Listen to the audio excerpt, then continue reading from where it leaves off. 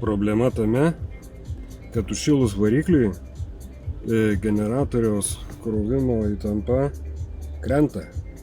Jeigu įjungta, važiuojam arba galima stovint vietoj įjungti belę kurią D ar R powerą. Tarkim, įjungiu dabar D, bet nevažiuoju, stabdį užspaudęs ir iš karto įtampa pradeda kristi.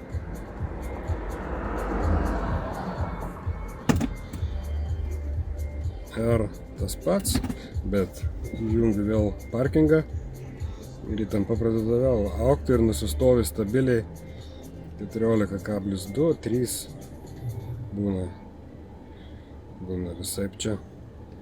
Ir galima apkrovas jungti, čia visus šildymus, viską sujungt, šaldytuvą ir įtampa laikosi.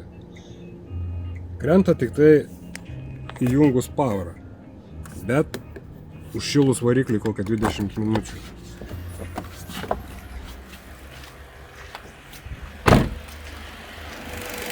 Generatorius buvo vežtas, paskubėjo visą problemą tvarkyti, nieko meistras nerado, bet pakeitė reguliatorių.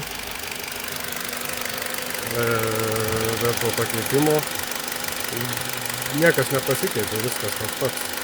Realiai pinigai sumokėti už nieką, nes priežastis ne čia. Gal kas buvo susidūrę su panašia situacija.